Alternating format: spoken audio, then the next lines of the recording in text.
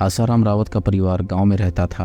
आसाराम का विवाह करीब 9 साल पहले डलोना गांव के ही प्रीतमलाल की सबसे बड़ी बेटी राम दुलारी उर्फ निरुपमा के साथ हुआ था। राम दुलारी का जीवन ससुराल में हंसी खुशी के साथ बीत रहा था। धीरे धीरे वह 2 बेटों और एक बेटी की मां बन गई। इस समय बड़े बेटे सौरव की उम्र लगभग 16 साल थी। हालांकि आसाराम मूल रूप से कमालपुर का रहने वाला था, किंतु काम धंधे की तलाश में वह डलोना आकर रहने लगा। यहाँ वह सवारी टेम्पो चलाने लगा। निरुपमा गोरे रंग की स्लिम शरीर वाली युवती थी। उसके चेहरे पर आकर्षण था।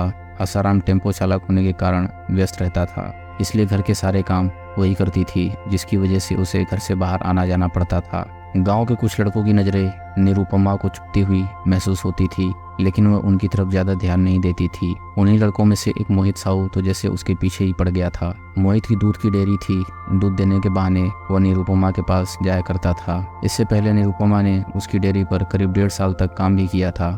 उसी दौरान वह निरुपमा को मनी मन प्यार करने लगा था। फिर एक दिन उसने अपने मन की बात निरुपमा से कह भी दी। निरुपमा ने उसे झिड़कते हुए कहा कि तुमने मुझे समझ क्या रखा है, आइंदा मेरे रास्ते में आने की कोशिश मत करना, वरना अंजाम बुरा होगा। निरुपमा की इस बेरुखी से वह काफी आहत हुआ, लेकिन इसके बावजूद मोहित ने उसका पीछा करना नहीं छोड़ा। उसे देखकर निरुपमा आग बबूला हो उठती थी।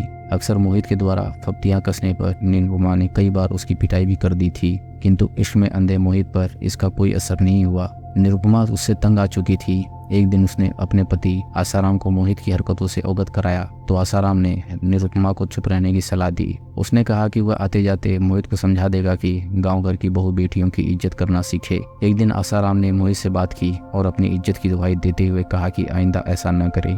कुछ दिन तो मोहित शांत रहा, किंतु वह अपनी आदतों से मजबूर था। उसका बस एक ही मकसद था कि किसी भी तरह निरुपमा को पाना। काम धंधा छोड़कर वह दीवानगी में इधर उधर निरुपमा की तलाश में लगा रहता था। अंततः उसने एक भयानक निर्णय ले लिया। एक रात को गांव में सन्नाटा पसरा हुआ था। लोग गर्मी से बेहाल थे। कुछ तो घर के आंगन में तो कुछ अपनी छतों पर सोने का प्रयास कर रहे थे। निरुपमा भी घर की आंगन में पड़ी चारपाई पर अपने छोटे बेटे के साथ लेटी थी। गर्मी की वजह से उसकी आंखों से नींद कोसों दूर थी और बेचैनी से वह इधर उधर करवटें बदल रही थी। तभी उसे अचानक घर में किसी के कूदने की आहट सुनाई दी। धीरे धीरे वह काला साया उसकी ओर बढ़ने लगा तो निरुपमा ने पहचानने की कोशिश करते हुए पूछा, कौन? निरुपमा की आवाज सुनकर काला साया कुछ क्षणों के लिए ठिठक गया। उसकी खामोशी देखकर निरुपमा का माथा ठनका।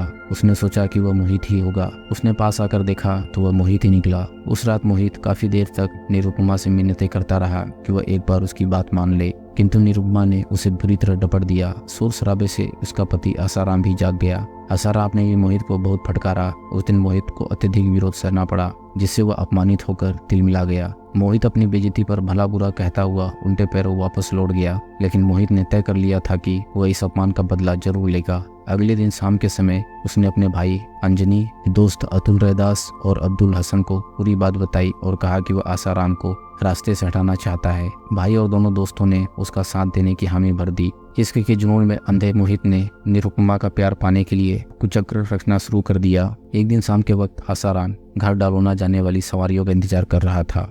उसी समय मोहित अपने भाई अंजनी के साथ उसके टेम्पो में आकर बैठ गया। मोहित ने ड्राइवरिंग सीट पर बैठे आसाराम से पीछे वाली सीट पर आकर बैठने को कहा।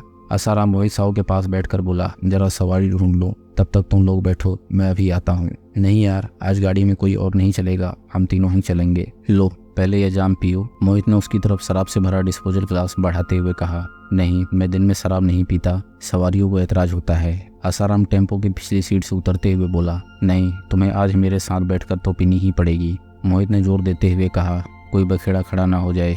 यह सोचकर वह फिर पिछली सीट पर आकर बैठ गया। पिछले दिनों हुई कहासुनी को नजरअंदाज करके मोहित से गिलास लेकर एक ही सांस में पी गया। इसके बाद मोहित ने उसे 2 पैग और पिलाए। मोहित आसाराम को देखकर भौचक्का रह गया। फिर उसने अंजनी को पैसे देते हुए कहा, ले भाई, अंग्रेजी की 1 बोतल और ले आ। अब हम लोग अतुल रैदास के कमरे पर चलेंगे, फिर वहीं बैठकर पियेंगे। अंजनी थोड़ी देर में दारू की बोतल ले आया।